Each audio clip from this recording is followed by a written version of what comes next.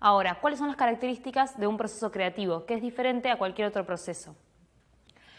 En primero y principal, que cuando yo arranco no tengo en claro cuáles son todas las variables y no estoy resolviendo, o sea, quiero resolver un problema, pero no sé exactamente cuál es ese problema. Esta es una de las características principales de un proceso creativo, ¿sí? La innovación va a surgir cuando yo entienda bien y esté completamente embebida en eso que quiero resolver.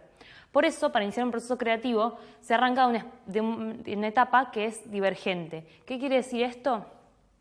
Es una etapa en la que estoy abierto a muchas opciones y estoy a la búsqueda de mucha cantidad de información, ¿sí? Ya sea de aprender de otra persona, ya sea de buscar muchas ideas, pero tiene que ver con apertura y cantidad.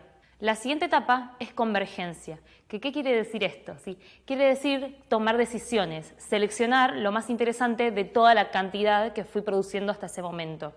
El proceso creativo, entonces, se trata de una sucesión de muchas etapas de divergencia y convergencia, en las cuales busco mucha información, selecciono, busco mucha información, vuelvo a seleccionar, y así es un proceso iterativo, ¿sí? Las etapas que vamos a trabajar nosotros de Design Thinking se llaman empatizar, interpretar, idear, prototipar y evaluar, ¿sí? ¿De qué se trata esto? Empatizar es ponerse en los pies del otro. Interpretar es la primera instancia de convergencia en la que toda esa información que tengo de un otro, de un usuario, la paso en limpio y la interpreto, tomo una decisión. La siguiente es el proceso de ideación, es donde busco muchas posibles soluciones a ese problema que encontré. Y después prototipado es cuando empiezo a tratar de materializar esa cantidad de ideas que yo tuve. Entonces, en cuanto empiezo a materializar y llevar a la realidad, se va acortando si estoy convergiendo nuevamente. Y en la última etapa es evaluar, que es chequear con el usuario, ¿sí? Que si eso que yo generé es correcto o no. Y ahí probablemente vuelvo a una etapa inicial. Esta es otra característica de un proceso creativo, que tiene que ver con que no es lineal. Muchas veces va a pasar que una vez que transité por estas 5 etapas, voy a volver al punto de inicio. Probablemente voy a volver a la etapa de empatizar para entender mejor a la persona para la cual estoy diseñando, o voy a volver a la etapa de interpretar, en la que voy a definir mejor mi problema, o voy a volver a idear para buscar mejores soluciones a un problema que ya definí.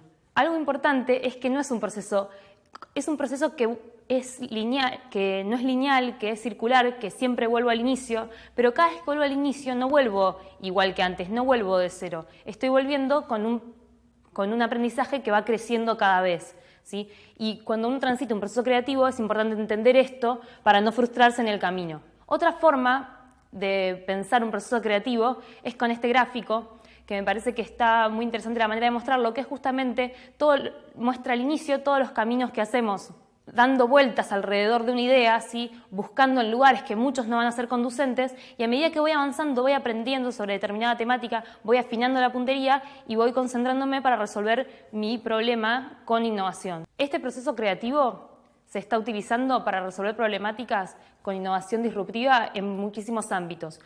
Muchísimo en el ámbito de los negocios y también en problemáticas de innovación social, de innovación ambiental, y ojalá que vos lo puedas usar en todos tus proyectos. Como todos los procesos de diseño, el Design Thinking arranca con un problema específico, o sea, el desafío de diseño que queremos resolver, que tiene que ser accesible, tiene que ser entendible, tiene que ser accionable, o sea, se puede transformar en una realidad de alguna manera, y tiene que tener un alcance claro, no puede ser ni muy amplio ni muy puntual.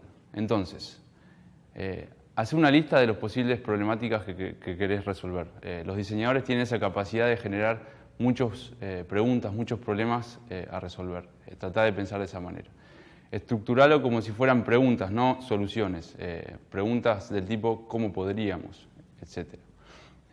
Mantenerlo simple.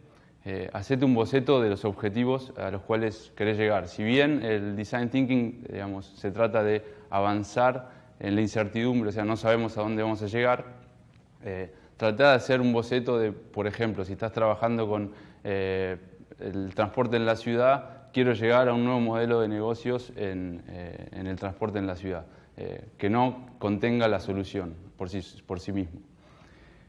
Saber cuál es la medida del éxito, de qué manera puedes saber si fuiste exitoso o no. Por ejemplo, estás haciendo una aplicación nueva y tenés 2000 descargas, las descargas serían una medida del éxito.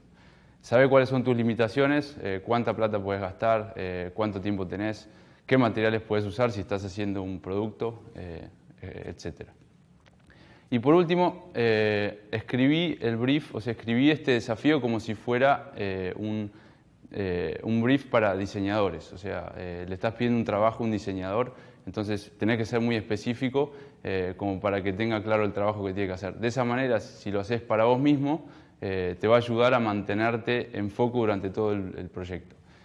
Esto, digamos, tener el problema específico, o sea, el desafío de diseño bien claro, nos va a ayudar como punto de partida para todos los proyectos de Design Thinking.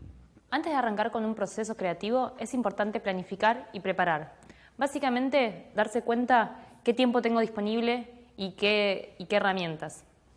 Por ejemplo, una forma de planificar con el tiempo es decir, voy a hacer toda esta actividad en un día, solo tengo un día, entonces en ese caso lo que conviene hacer es hacer de tarea las etapas de empatizar y aprovechando cuando tengo al equipo junto, trabajar fuertemente, de una manera intensa y presencial en las etapas de interpretar, idear y prototipar. Otra forma sería, por ejemplo, decir, bueno, tengo 2 semanas, voy a hacer una inmersión profunda en una parte del equipo o determinada gente para que durante 2 semanas esté estrictamente trabajando en este tema. Pero es importante, antes de arrancar, saber con cuánto tiempo voy a contar para realizar este proceso.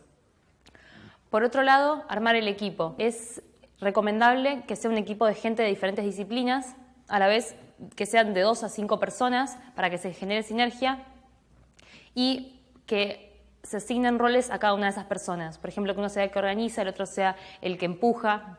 Bueno, parte de planificar es ver el contexto, ¿sí? Tener un espacio exclusivo sería lo ideal, un espacio en el que se pueda ir avanzando en este proceso, usando las paredes, usando el lugar, dándolo vuelta. Recuerden que un contexto amigable me facilita la creatividad.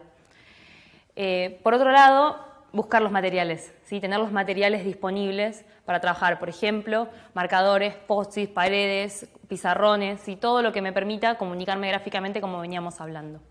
Bueno, estos son los pasos importantes para planificar, arrancar el proceso. Ahora arranquemos ya con la próxima etapa, que estamos listos para comenzar a empatizar.